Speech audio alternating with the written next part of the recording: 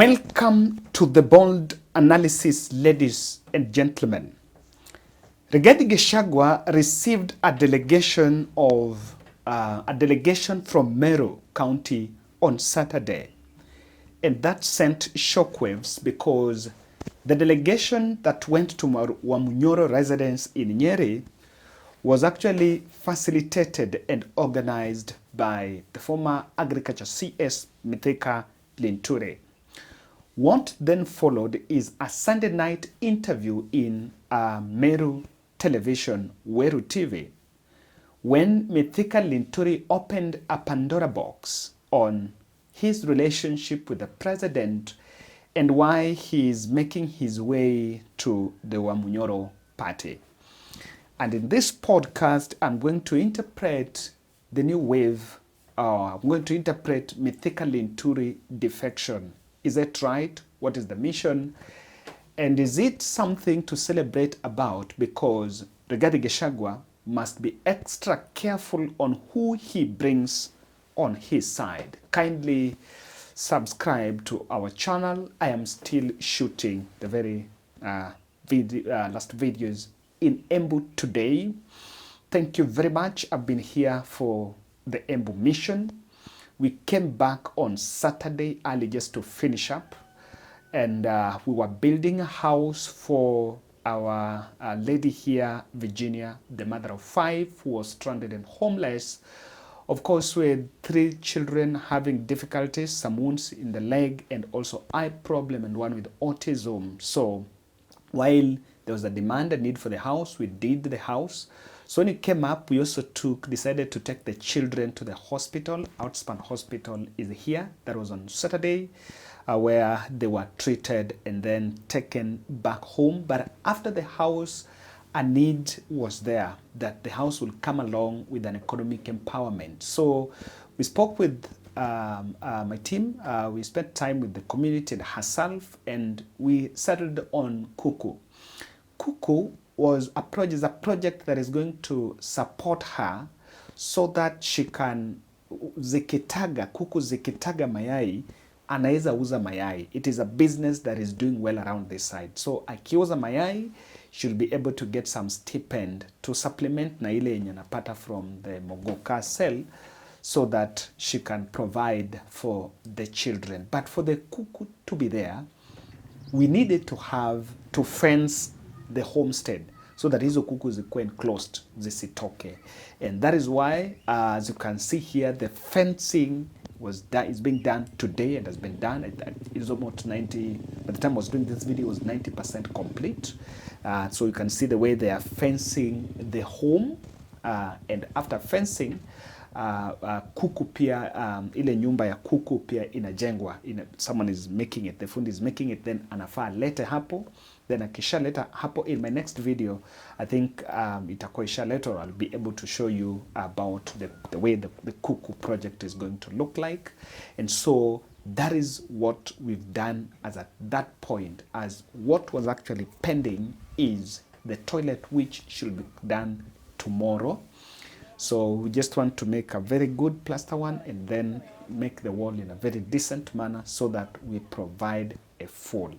Where we believe that what is then remaining is the toilet that will need around 22,000 thereabout to be able to do the decent toilet and put up a good structure. Remember, to kusheka the fence, we'll put some makeshift gate, just a small gate, so that kuku zisiweze kutoka nje. And that is what we're going to do, and that is why thank you very much. Kindly partner as we finish up. Probably a deficit of 20,000 would be able to do this and finish up. Now, yesterday night, Mithika Linturi went to Weru TV, and I want us to take time and look at what he actually said. A series of statements he made in Weru TV. Was speaking in Kimeru, but this is where they stay. This is their bed. The mother, mama, au watoto wanalala wapi? Wako nani? Wako neighbor. Yeah. So you can see the situation and that is our mission for this month. We want to help mzee. So nataka tu uambie kwamba wewe unaitwa nani na naomba sana uweze kupata nyumba utashukuru. I've had a little bit of there is some presentation, a summary of what the statement he made there.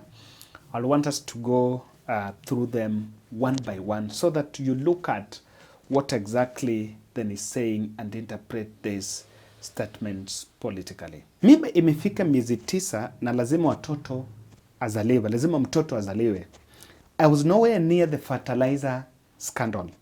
Whatever former Deputy President Rigathi Gachagua said that I was not involved is the pure truth. I carried the cross because I was agriculture CS then. Let me tell you, I looked at this and this makes me, this reminds me of that impeachment motion against Mithika Linturi. He was taken to parliament and he was at pains to try to defend government on this. Of course, Rigathi made a statement that the fertilizer issue, it is the president who bought the fertilizer. The fertilizer came from Russia, given a donation. A manufacturer has bought them from government, repackaged, and again sold them back to government. And I remember, despite the fact that the country was high on heels to remove Mithika Linturi, the committee gave a recommendation that really shocked the country. And this makes me believe that the state really managed the whole fertilizer saga. And it is clear that while Mithika Linturi is trying to clear his name from that, but the issue of the state getting involved in it is huge. And remember, this is a flagship project that Kenya Kwanza was running. And on that, Linturi is saying that Ruku is a gun for hire. He was paid $40,000 to impeach me. He cannot deliver anything. He's very incompetent. You cannot kill your brother so that you inherit his fortune. I took this, and last time when I'm in Embu, I'm actually in Ruku's constituency. Yes. Very north. I'm in Ruku's constituency. And someone was telling me that Ruku needed to reject that job. Or at least tell the president to give him another docket. But taking the docket that Muturi had, hata by the hata nimepita kwake,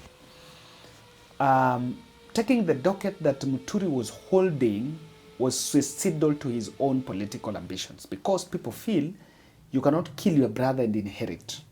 And that narrative is also going to haunt one gentleman, Kithure Kindiki. Let's look at the other thing that Linturi said. Linturi, Kawira was fired like me. Kawira ni kibute.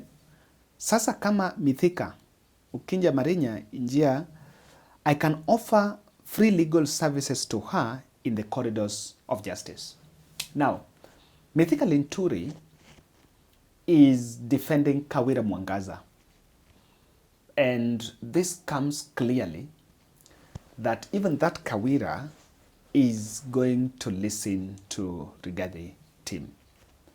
And that tells you that there is a caucus of Meru that is coalescing, there is a caucus that will be of those who have been kicked out of government. Remember, from Meru, even Japhet Koome, the former police IG, is from Meru. So this, and George Kinoti is from Meru. These are the guys that have been kicked out. So there is a force of those who are out of government, one reason or the other, and that force can coalesce around the ideology of sending Ruto home in 2027. Let's listen to this one. Governor Mutuma Muthinga is a man enough. He's 1 month old in office, But he was bold to tell the president to give Munya and I a job when the rest of Meru leaders are quiet. However, the president lied to the people of Meru that he is in talks with me. The last time I talked to him was December last year, and I was not seeking any job. Now this makes me remember, even Ndindi Nyoro said that he last spoke to the president in October. Did the president abandon his soldiers? And of course, Linturi was knocked out when the cabinet was dissolved.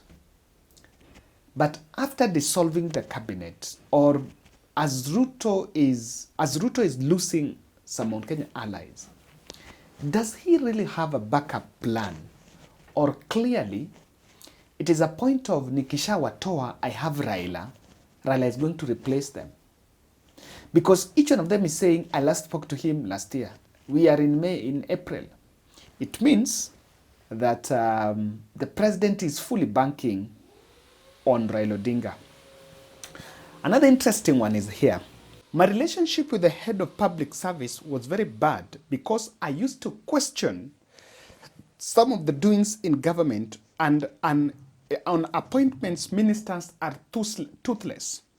They just find their names having appointed someone, and you cannot question because the appointing authority is actually the head of public service.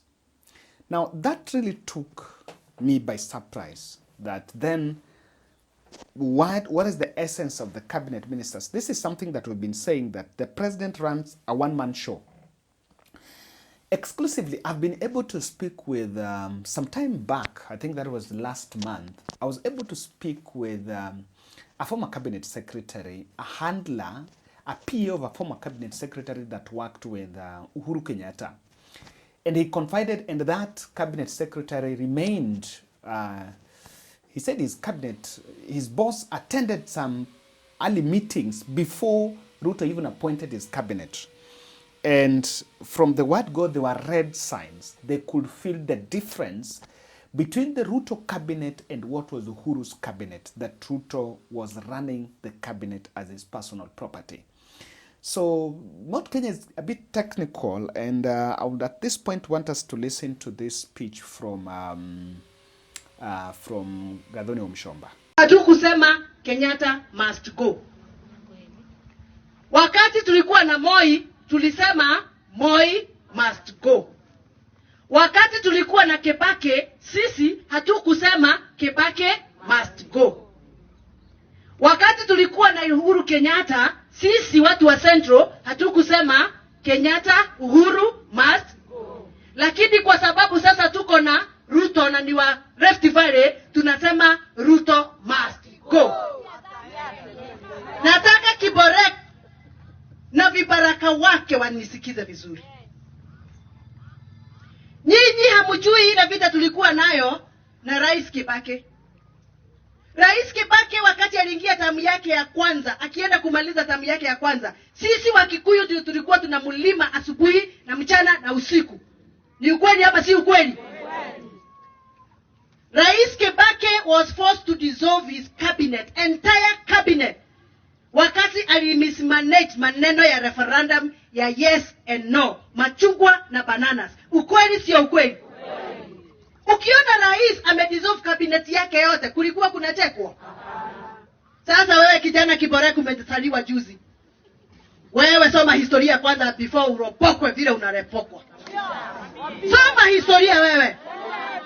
Wewe Kiborek nataka usome historia ujue hivi. Uhuru Kenyatta mtoto wetu alikuwa rais for 10 years. Ukweli sio ukweli? Sisi ndio tulikataa kusikiza Uhuru. Ndio tukilia Uhuru. Uhuru alituletea baba wakapata mlima tukakataa na tukawafukuza. Kama sisi ni wakabila, tulikataa kusikiza mtoto wetu, tukachagua mtoto wenyu. Na wewe una adabu unakuja kutuongelesha hivyo hapa Kiambu. Hata heshima huna, unakuja kututukania kwetu. Wewe Kiboreki, wewe mkiwa na kina Sudi, tame your mouth.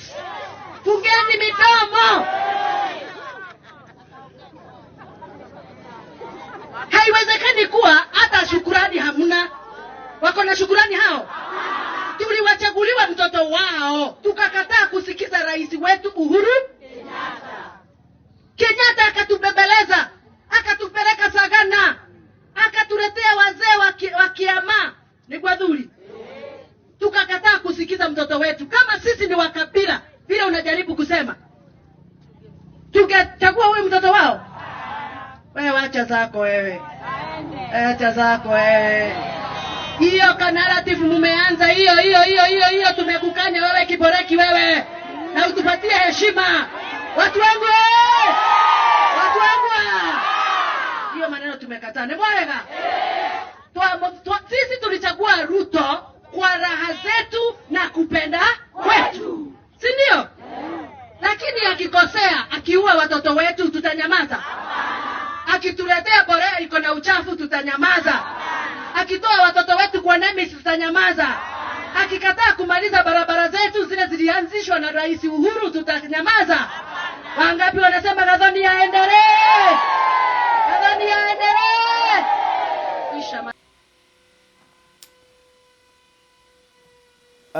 You can take it. Rigathi has mastered the art of how to crush Ruto.